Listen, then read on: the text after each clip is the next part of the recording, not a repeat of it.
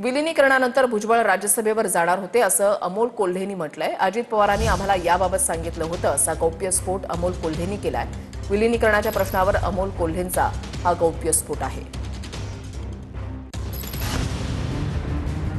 राष्ट्रवादीच्या विलीनीकरणाच्या चर्चेबद्दल अमोल कोल्हे यांनी दुसरा गौप्यस्फोट केलाय।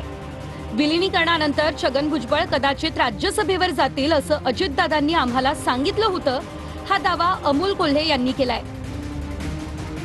भुजबळांऐवजी कोट्यवधी रुपये खर्च करून एक व्यक्ती राज्यसभेवर जाणार अशा चर्चा असल्यानं भुजबळांचा त्रागा झाला असावा असंही कोल्हे म्हणालेत।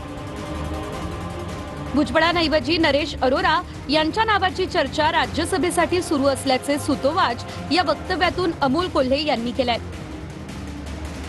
प्रदेशाध्यक्ष ठरलेलं होतं, मंत्री ठरलेले होते असं सातत्याने तुमच्या पक्षाकडून सांगितलं। याच्यावर छगन भुजबळ असं म्हणतात की मग उपमुख्यमंत्री कोण होणार हे सुद्धा ठरलं असं उपरोधिक टोला त्यांनी तुमच्या याच्यावर लागला। मला वाटतं आदरणीय भुजबळ साहेब हे फार मोठे नेते आहेत आणि त्यांचा त्रागा मी समजू शकतो, कारण जी काही आधी चर्चा झाली होती, आता विशेषतः जातनिहाय जनगणना होत असताना ओबीसीचा कॉलम जातनिहाय जनगणनेमध्ये नाही अशी परिस्थिती असताना माननीय भुजबळ साहेबांसारखा एक वरिष्ठ नेता हा संसदेत असणं ही फार महत्त्वाची गोष्ट होती। आणि जी काही प्राथमिक चर्चा ही दादांच्या आमच्याबरोबर झाली होती त्यामध्ये एकदा ओघाने दादांनी सांगितलं होतं की कदाचित भुजबळ साहेब हे राज्यसभेवर असतील अशी एक चर्चा ही आमची अंतर्गत झाली होती।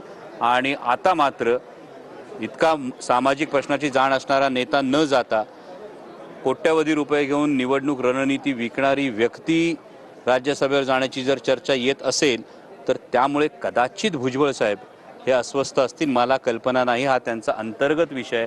आणि दुसरी महत्त्वाचा बाब ही आहे की त्यांना या चर्चेत घेतलं किंवा का घेतलं नाही हा त्यांचा अंतर्गत विषय आहे, त्यामुळे त्याविषयी मी उगाच भाष्य करणं योग्य नाही। भुजबळांची अनेक वर्षापासूनची दिल्लीत जायची इच्छा आहे, मला माहिती आहे।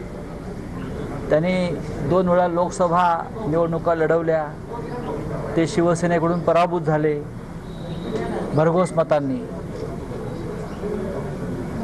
राज्यसभा ही त्यांच्यासाठी, ज्येष्ठांसाठी योग्य सदन आहे। तिथे शरद पवार साहेब सुद्धा आहेत, 92 वर्षाचे देवेगौडा आहेत। त्या मानाने आम्ही तरुण आहोत। राष्ट्रवादीच्या विलीनीकरणाबद्दल शरद पवारांच्या राष्ट्रवादीच्या नेत्यांनी आतापर्यंत 2 मोठे गौप्यस्फोट केलेत।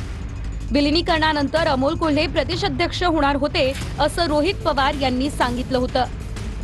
आता भुजबळ राज्यसभेवर जाणार होते असा दुसरा गौप्यस्फोट अमोल कोल्हे यांनी केलाय।